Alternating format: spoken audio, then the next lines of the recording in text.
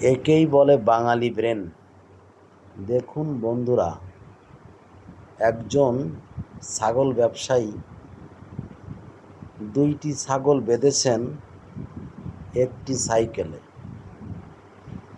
এত সুন্দর নিখুঁতভাবে বেঁধেছেন। দেখুন বন্ধুরা, ঘটনাটি ঘটেছে সাতক্ষীরা জেলার আলিপুর ইউনিয়ন সংলগ্ন বাজারে।